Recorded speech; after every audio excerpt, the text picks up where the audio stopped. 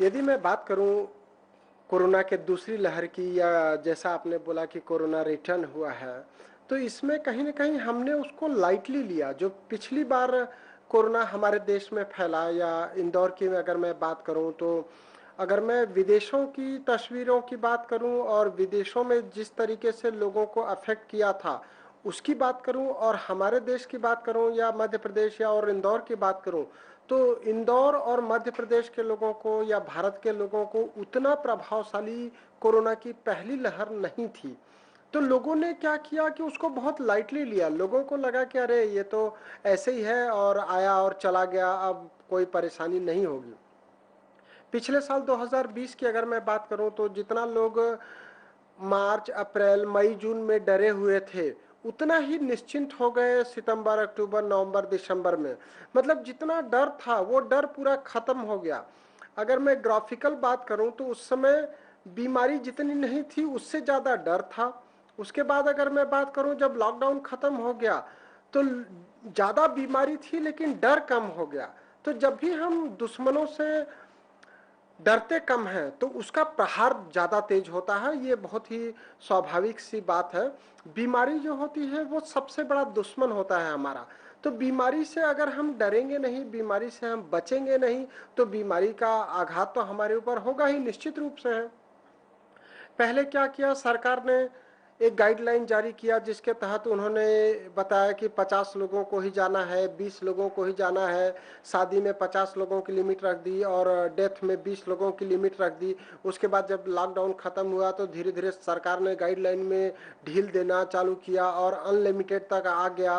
तो जब अनलिमिटेड हो गया तो लोग, पब्लिक जो थी वो बिल्कुल रिलैक्स हो गई। उसको लगा कि अब सरकार ने तो बोल दिया है, हमारी मर्जी से आओ जाओ, जहां मर्जी है वहां जाओ, जहां जिससे भी मिलना है वहां जाओ। लोगों ने पार्टी में जाना चालू कर दिया। तो जो अनलिमिटेड हुआ लोगों का आना जाना, मिलना जुलना, पार्टी में जाना, उससे उसका जो स्प्रेड है वो बहुत तेजी से फैलने लगा। फिर लोगों ने क्या किया कि लोगों को लगा कि हमारी जो परेशानी है ये तो साधारण सर्दी जुकाम है। जैसे मैं आज की ही बात करूं, एक पेशेंट मेरे पहचान के हैं, वो मुझे 3 दिन पहले फ़ोन किया, बताया कि थोड़ी सी सर्दी हो रही है। फिर और मैंने उनसे पूछा तो बोले 15 दिन से खांसी आ रही है। तो मैंने उनको बोला कि कोरोना की जांच करा लीजिए। उन्होंने मेरी बात नहीं माना। मैंने उनका CT-PNS कराया और छाती का एक्सरे भी करवाया। CT-PNS में साइनस की परेशानी आई। साइनस की परेशानी उनको पुरानी थी।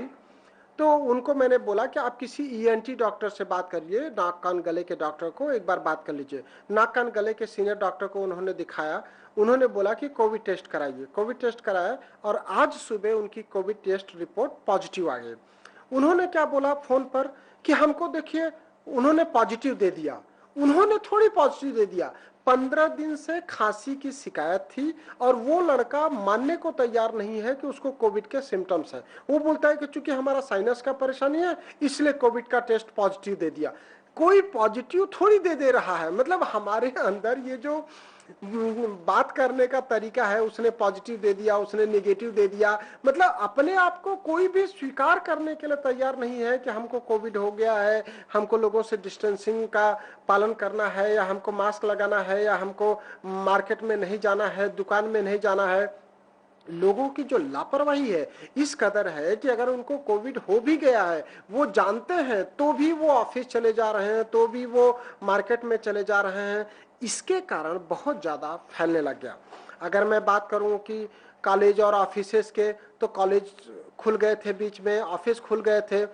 मैं जिस कॉलेज में पढ़ाता हूं, मैं एक होम्योपैथी कॉलेज में पढ़ाता हूं बतौर प्रोफेसर और हेड ऑफ डिपार्टमेंट फिजियोलॉजी। वहाँ पे प्यून लोगों को फीवर आ गया। फीवर आ गया तो हमने उनको बोला कि आप जांच करा लीजिए और घर में बैठिए। तो वो बोलती है प्यून की, नहीं नहीं, हमको ये जो बुखार है ये टाइफाइड का बुखार है, ये तो हमको होता रहता है।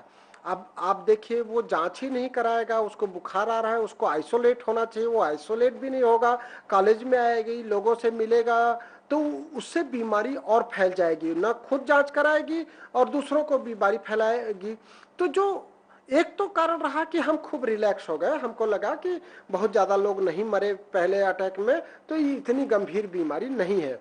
अगर पूरा फोकस हमारे हेल्थ सर्विसेज को बेहतर करने के लिए किया गया होता, तो आज जो स्थिति पैदा हो रही है कि अस्पतालों में बेड नहीं है, अस्पतालों में ऑक्सीजन की व्यवस्था नहीं है, हमारे जो मरीज हैं वो एक एक दिन, दो दो दिन, तीन तीन दिन अस्पताल के सामने गाड़ी में खड़े हैं या वेटिंग में खड़े हैं कि अस्पताल में बेड मिल जाए, वो स्थिति पैदा नहीं होती। क्या हुआ कि सारे लोग रिलैक्स हो गए, पब्लिक रिलैक्स हुई, पब्लिक ही अधिकारी भी होता है, अधिकारी भी कहीं ना कहीं रिलैक्स हो गया। उसको लगा कि कोरोना का जो पहला लहर थी उससे तो हमने जीत हासिल कर लिया और ऐसे ही दूसरी लहर भी निकल जाएगी। तो वैसा नहीं हुआ। दूसरी लहर में उसका जो वायरेमिया था, जो इन्फेक्शन था, वो काफी ज्यादा रहा। अगर मैं पिछले प्रकोप की बात करूं तो पिछले में हम लोग जैसे मरीजों की जांच कराते थे तो एक पेशेंट को पॉजिटिव आता था और उसके बाकी के परिवार के सदस्यों की रिपोर्ट निगेटिव आती थी, क्योंकि उस समय इतना ज्यादा वायरेमिया नहीं था। और अगर अभी की बात करें तो अभी घर में अगर 12 सदस्य हैं तो 12 लोगों की जांच कराते तो 12 को पॉजिटिव आता, 8 सदस्य हैं 8 लोगों की जांच कराते, 8 को पॉजिटिव आता, 10 लोग हैं 10 की जांच कराते, 10 की पॉजिटिव आ रही। कहने का मतलब ये है कि जो वायरेमिया था वो बढ़ गया है, भले उसका सीवियरिटी कम है, डेथ रेट कम हो रही है। अभी मैं रेगुलर समाचार पत्रों को देख रहा हूं तो अभी आज का भी समाचार पत्र लिख रहा है कि पिछले साल का जो डेथ रेट था उससे अभी डेथ रेट कम है। तो हम इंतजार कर रहे हैं क्या कि डेथ रेट बढ़ जाए? हम मौका ही क्यों दें? अगर हमको कोई काम नहीं है, अननेसेसरी हम मार्केट में क्यों जाएं, अननेसेसरी हम लोगों से क्यों मिले, अननेसेसरी की पार्टीज को हम क्या अवॉइड नहीं कर सकते हैं, अननेसेसरी की ट्रेवल को हम क्या अवॉइड नहीं कर सकते हैं? अभी मुझे 10-11 अप्रैल को ही दिल्ली जाना था, एक कॉन्फ्रेंस थी विज्ञान भवन में, लेकिन हमने डॉक्टर्स से बात करी, यहाँ के प्रशासनिक अधिकारी लोगों से बात करा तो लोगों ने बोला कि नहीं, ट्रैवल करना उचित नहीं है। तो हमने उस कॉन्फ्रेंस को ऑनलाइन अटेंड किया, मैंने पेपर प्रेजेंट किया। तो हम अगर ऑनलाइन माध्यम से कर सकते हैं तो ट्रैवल नहीं करना चाहिए।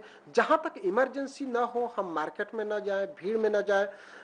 जरूरी थोड़ी है कि हमारे लिए पुलिस वाला डंडा लेकर के खड़ा रहे, पुलिस वाला मारे तभी हम चौराहे से वापस घर आए। अगर मैं युवाओं की बात करूं तो युवा लोगों को छुट्टी मिल गई है, कॉलेज स्कूल से छुट्टी है और लॉकडाउन है, तो वो लोग क्रिकेट खेलने लग जाते हैं, रोड पर क्रिकेट खेलने लग जाते हैं, रोड पर बैट बॉल लेकर के चले जाते हैं।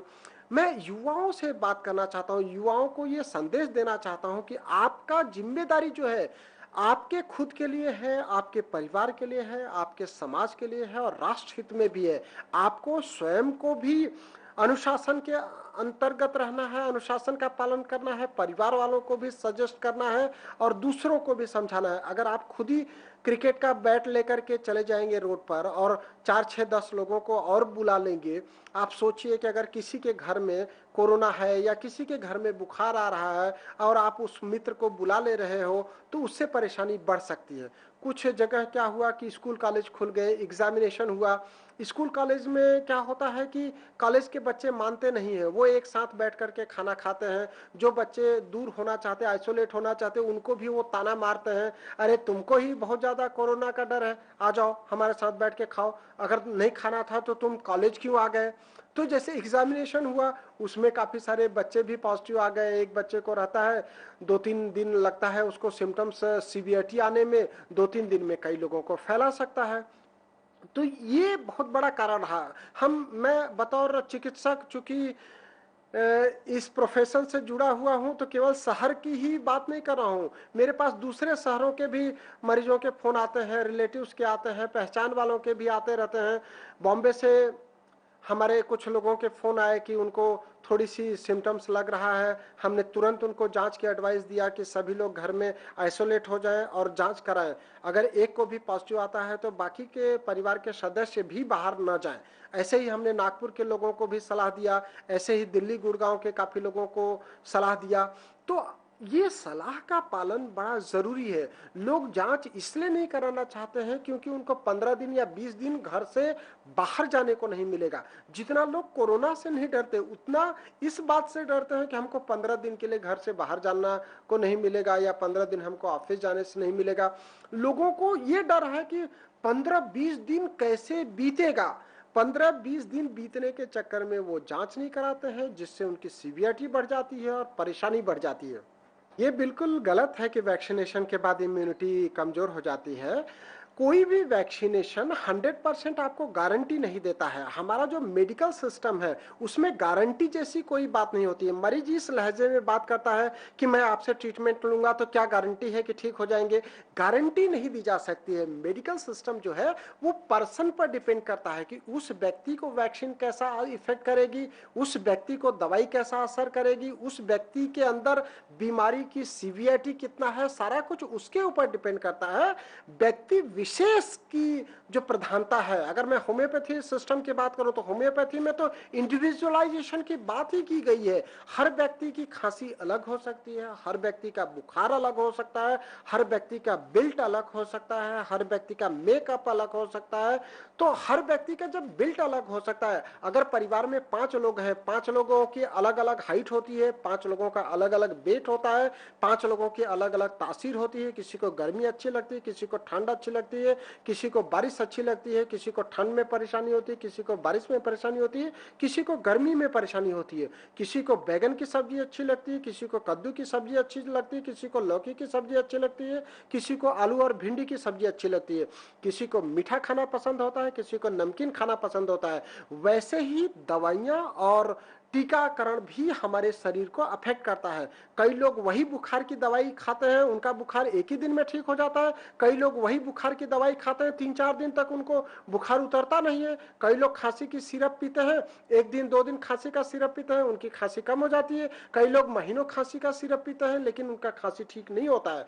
तो अगर एकाक केस में ऐसा हो भी गया कि टीका लगाने के बाद उसको पॉजिटिव आ गया, तो बाकी आप 99% या 89% की बात क्यों नहीं करते हैं। आज एक बहुत अच्छा अभी मैसेज आया सोशल मीडिया पे, मैंने देखा।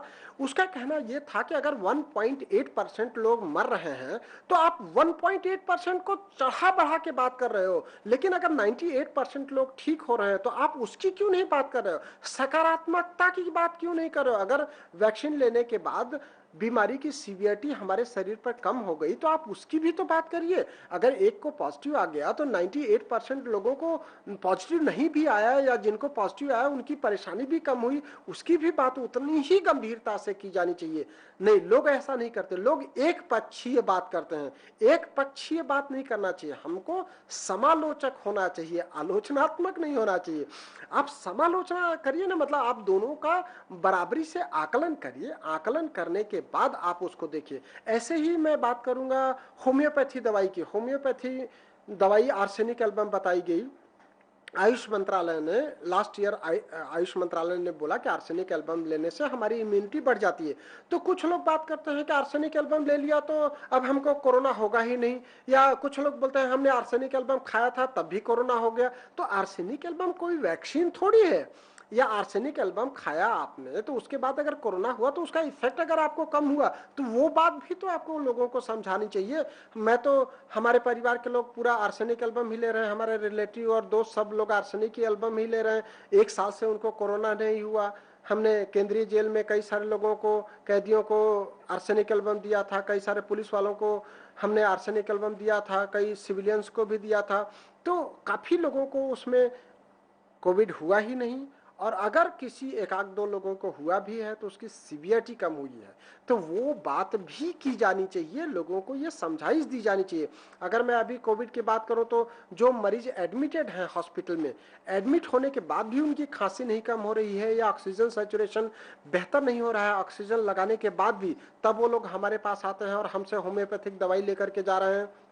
होम्योपैथिक दवाई ऑक्सीजन सैचुरेशन लेवल पे भी खूब अच्छा काम कर रही है, ब्रीथलेसनेस पे भी अच्छा काम कर रही है और सूखी खांसी पर भी खूब अच्छा काम कर रही है। आयुष मंत्रालय ने कोविड ट्रीटमेंट गाइडलाइन बताया है। उस कोविड ट्रीटमेंट गाइडलाइन के आधार पर अगर कोई भी होम्योपैथी चिकित्सक दवाई देता है तो उसको काफी लाभ मिल रहा है। मैं मरीजों को भी समझाइश देना चाहूंगा कि आप होम्योपैथिक चिकित्सक के सलाह से ट्रीटमेंट लीजिए। मरीज क्या करता है, दवाई का नाम सुन लेता है, मेडिकल स्टोर पे चला जाता है, खुद ही उसको दवाई को ले लेता है। उसको ये नहीं पता होता है कि उसको कितनी परेशानी है, कितना डोज की जरूरत है।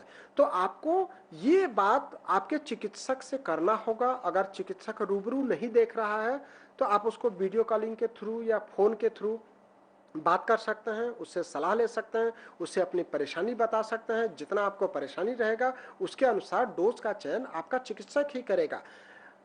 होम्योपैथी में ऑक्सीजन सैचुरेशन लेवल बेहतर करने के लिए या ब्रीथलेसनेस या कोविड की कमजोरी को बेहतर करने के लिए कार्बोवेज नामक दवाई है। ऐसे सूखी खांसी ड्राई कफ को बेहतर करने के लिए ब्राइनिया अल्बन नामक दवाई है। और मैं रेगुलर पिछले साल से ही लोगों को ट्रीटमेंट दे रहा हूँ, खूब अच्छे रिजल्ट्स हैं।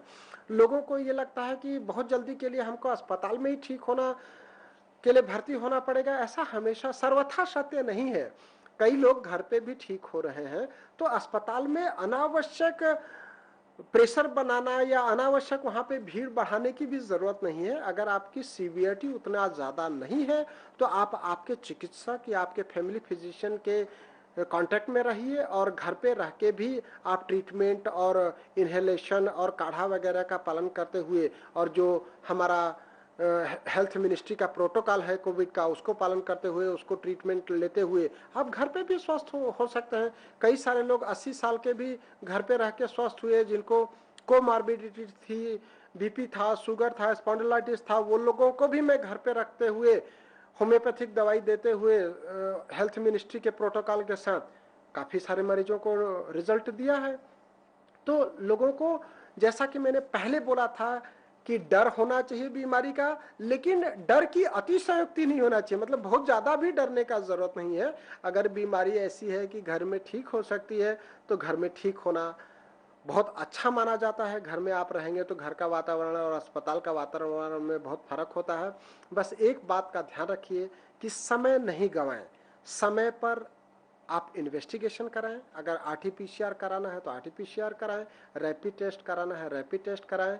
और अगर आपको खांसी, ब्रीथलेसनेस या लंबे समय तक बुखार बना हुआ है तो एचआरसीटी जरूर कराएं। सीटी चेस्ट कराने से आपको लंग्स की स्थिति का पता चलता है। तो लंग्स का अगर आपका इन्फेक्शन बहुत ज़्यादा नहीं है तो आपको डरने की ज़रूरत नहीं है, आप घर में ठीक हो सकते हैं। मैंने 11 अप्रैल को माननीय प्रधानमंत्री और प्रदेश के मुख्यमंत्री तथा हर्षवर्धन जी और आयुष मंत्री सभी को यह पत्र लिखा है कि अस्पताल में चूंकि ओवर क्राउडेड हो रहा है और अस्पताल में मरीजों को ऑक्सीजन नहीं मिल रहा है, उनको जो इंजेक्शन मिलना चाहिए वो नहीं मिल रहा है, तो ऐसे एडमिटेड सभी मरीजों को मैंने सलाह दिया कि आर्सेनिक एल्बम, कार्बोवेज और ब्राइनिया अल्बा दिया जाए। अगर अस्पताल में एडमिटेड मरीज को एलोपैथिक चिकित्सा के साथ साथ होम्योपैथिक चिकित्सा दी जाती है तो उनकी बीमारी जल्दी ठीक हो सकेगी, उनकी जो परेशानी है लंग्स का इन्फेक्शन कम हो सकेगा, ऑक्सीजन सैचुरेशन लेवल जल्दी बढ़ जाएगा। सरकार को ऐसे समय में सभी चिकित्सा पद्धतियों को एक साथ में मिलकर के काम करने की सलाह देनी चाहिए। जो हमारे हायर अधिकारी हैं, उच्च अधिकारी हैं या हायर हमारे मिनिस्टर्स हैं, चिकित्सा शिक्षा मंत्री या हेल्थ मिनिस्टर या आयुष मिनिस्टर, इनको साथ में बैठना चाहिए। इनको एक कमेटी टीम ऐसी बनानी चाहिए जिसमें आयुर्वेदिक डॉक्टर हो, होम्योपैथिक डॉक्टर हो, यूनानी डॉक्टर हो। हर चिकित्सा पद्धतियों के पास अच्छी अच्छी दवाइयाँ होती हैं। हर चिकित्सा पद्धतियों का एक लिमिटेशन है, हर चिकित्सा पद्धतियों का एक स्कोप भी है। तो अगर कोई भी बीमारी, एक मान लीजिए कोरोना है, वो एलोपैथिक दवाई से पूर्णतया उस पर कंट्रोल नहीं हो रहा है या कंट्रोल आने में 15-15 दिन लग जा रहे हैं, तो होम्योपैथिक और आयुर्वेदिक ट्रीटमेंट अगर उसको साथ में दी जा रहा है और वो 5 दिन में ठीक होकर के घर आ जा रहा है तो ऐसी चिकित्सा देने में कोई परेशानी नहीं है। तो बहुत अच्छी बात है। इंटीग्रेटेड ट्रीटमेंट अपनाया ही जाना चाहिए। मैं तो बात ही करता हूँ एकीकृत चिकित्सा की। कोरोना ने हमको ये सिखाया, पिछले साल सभी लोगों ने उसका पालन किया, इस साल पता नहीं क्यों पालन कम कर रहे हैं। उससे मुझे लगता है कि परेशानी ज्यादा हो रही। पिछले साल जब मरीज एडमिट होता था तो वो उस मरीज को वहां पे आर्सेनिक एल्बम दी जाती थी, काढ़ा पिलाया जाता था और योग कराया जाता था। ब्रीदिंग एक्सरसाइज से हमारा लंग एक्सपांड हो सकता है, तो ऐसी ब्रीदिंग एक्सरसाइज भी करानी चाहिए। इस साल लोग पता नहीं क्यों इंजेक्शन की ओर ज्यादा तेजी से दौड़ लगा रहे हैं, ऑक्सीजन की ओर ज्यादा तेजी से दौड़ लगा रहे हैं। न तो सोशल मीडिया पे इस तरह की बात हो रही है कि लोगों को होम्योपैथी अपनाना चाहिए, आर्सेनिक एल्बम लेना चाहिए, न तो काढ़ा की बात हो रही है, न तो कोई इस बार योग प्राणायाम की बात कर रहा है। पिछले साल ये सब चीजें ज्यादा लोग बात करते थे और करते भी थे, स्टीम लेते थे। इस बार कोई नहीं बात कर रहा है। उसका कारण यही हुआ कि हम लापरवाह ज्यादा हो गए। हमको लगा कि अस्पताल में भर्ती होने से हम ठीक हो जाएंगे। मुझे लगता है कि पिछले साल जो कोविड था वो मेडिक्लेम में कम था तो लोग अस्पताल की ओर कम दौड़ते थे। मेडिक्लेम उसमें शायद कोविड नहीं था, इस बार क्या है कि कोविड मेडिक्लेम में भी आ गया है, तो लोगों को मेडिक्लेम मिलता है तो लोग सोचते हैं घर में क्यों रहे, अस्पताल में ही रहे। तो ये भी जो सोच है वो ठीक नहीं है। मुझे लगता है कि मेडिक्लेम है इसलिए हम अस्पताल में भर्ती हो जाए, ये सोच उचित नहीं है। बजाय उसके कि हम ऐसा क्या प्रयास करें जिससे हम जल्दी स्वस्थ हो जाए। अगर हम जल्दी ठीक हो जाएंगे तो अस्पतालों के बेड खाली हो जाएंगे, दूसरे जो नीडी लोग हैं उनको मिल सकेगा। अगर हम होम्योपैथिक की दवाइयों के सेवन से आर्सेनिक या ब्राइनिया अल्बा या कार्बोवेज या कोई भी जो भी चिकित्सक आपका सलाह देता है उस दवाई के सेवन से अगर हमको ऑक्सीजन की जरूरत नहीं पड़ती है तो ऑक्सीजन जिसको नीडी है, जिसको जरूरत है, उसको मिल सकेगी। तो मुझे लगता है कि सरकार ने इस पे समय पे ध्यान देना चाहिए। मैंने हमारे माननीय कलेक्टर महोदय और कमिश्नर महोदय को भी इस बाबत में पत्र लिखा है। मध्य प्रदेश के जो आयुक्त स्वास्थ्य हैं उनको भी लेटर लिखा है। मुझे लगता है कि जल्द ही इस तरह का कोई आदेश जारी होगा। पिछले साल भी मैंने मुख्यमंत्री महोदय को बहुत निवेदन किया था, तब हमारे प्रदेश में आर्सेनिक एल्बम डिस्ट्रीब्यूट कराई गई थी। मुझे लगता है कि जब उस समय बहुत ज़्यादा पीक पर था और आर्सेनिक एल्बम का डिस्ट्रीब्यूशन हुआ था, उसके बाद काफ़ी जल्दी डाउनफॉल आया था। तो मुझे लगता है इस बार भी अगर आर्सेनिक एल्बम, ब्राइनिया अल्बा और कार्बोवेज डिस्ट्रीब्यूट कराई जाती है या होम्योपैथिक चिकित्सा अधिकारी जो सरकार के पास हैं या सीनियर होम्योपैथिक चिकित्सकों को लेकर के टीम बना करके अगर प्राइवेट अस्पताल में या सरकारी अस्पताल में जो मरीज एडमिट हो रहे हैं उनको साथ में होम्योपैथिक दवाई दी जाती है तो मुझे लगता है स्प्रेड पे काफ़ी जल्दी कंट्रोल किया जा सकेगा। 14 अप्रैल को भारतीय संविधान के निर्माता और कुशल राजनेता डॉक्टर भीमराव अंबेडकर की 130वीं जयंती दूरदर्शन केंद्र इंदौर में मनाई गई। इस अवसर पर deputy director engineering Shravan Kumar Singh व अन्य अधिकारियों ने माल्यार्पण किया।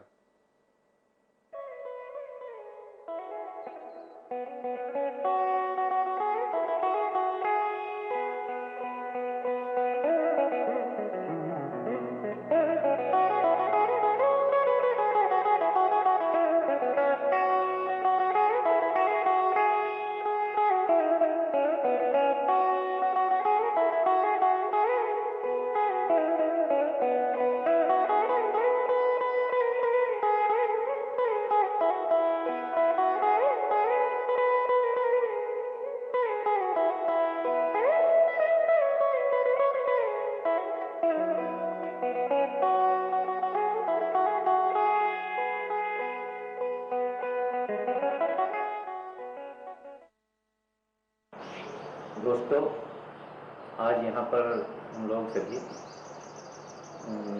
बाबा भीमराव अम्बेडकर जी की 130वीं जयंती है, उस उपलक्ष्य में यहाँ उपस्थित हुए हैं। आप सभी जानते हैं कि बाबा अम्बेडकर जी हमारे देश के लिए एक महान व्यक्तित्व रहे हैं। आपका इस देश के प्रति योगदान बहुत ही सराहनीय और उच्च कोटि का रहा है। उनके आदर्शों को हमें आगे बढ़ाना है। उनके आदर्शों से हम अपने देश को प्रगति के पथ पे ले जा सकते हैं। उनने कई चीज़ों में हमारे देश के लिए बहुत बड़ी चीज़ें की हैं, जो हमें उनके आदर्शों को, उनकी बातों को, उनके आइडियाज़ को लेकर के आगे बढ़ना चाहिए।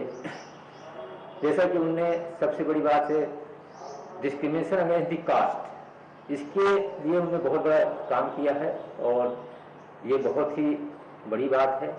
दूसरा जो उन्होंने बहुत बड़ी बात की है, बहुत बड़ा काम किया है कि वो जो वुमेन एम्पावरमेंट है, वुमेन एम्पावरमेंट को लेकर के उन्होंने बहुत बड़ा काम किया है।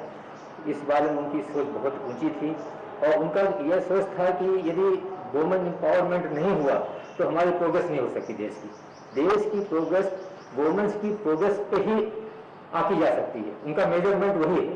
तो इस प्रकार से बाबा जी ने बहुत बड़े काम किए हैं। सभी लोग जानते हैं कि हमारे जो देश का संविधान है उसके निर्माता, उसमें जो सबसे बड़ी भूमिका रही है, सबसे बड़ा योगदान रहा है, बाबा जी का था। अतः उन्होंने जो इस देश के लिए किया वो बहुत ही महान है। उनके आदर्श, उनके विचार, उनके काम हमें प्रेरणा देते हैं कि हम उनके इन आदर्शों को लेकर आगे बढ़ेंगे तो हम देश को बहुत आगे तक ले जा सकते हैं। यही मेरी आप लोगों से अपील है कि हम उनके आदर्शों को आगे बढ़ाएं और जिससे हम अपने देश को एक कुछ अच्छा काम कर पाएंगे। धन्यवाद।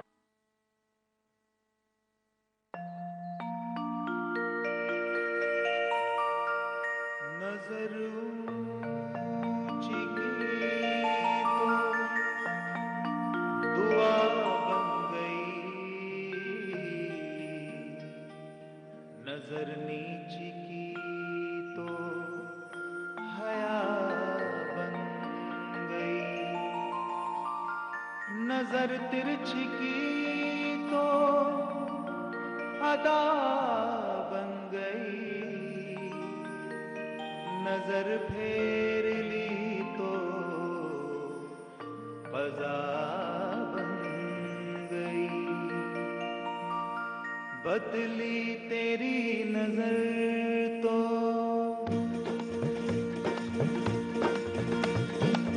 बदली तेरी नजर तो नजारे बदल गए, ये चांदनी ये चांद, ये चांदनी ये चांद, सितारे बदल गए। बदली तेरी नजर तो नजारे बदल गए, ये चांदनी ये चांद, ये चांदनी ये चांद, सितारे बदल गए। बदली तेरी नजर तो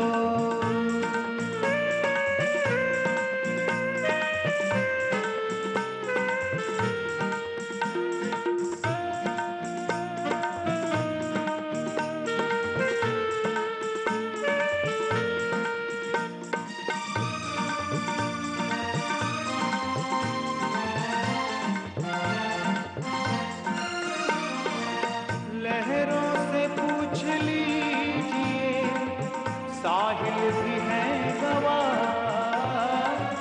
लहरों से पूछ लीजिए, साहिल भी है गवाह।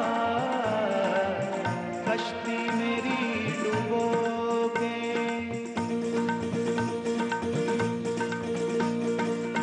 कश्ती मेरी डुबोगे, ये धारे बदल गए। ये चांदनी ये चांद, ये चांदनी ये चांद, सितारे बदल गए। बदली तेरी नजर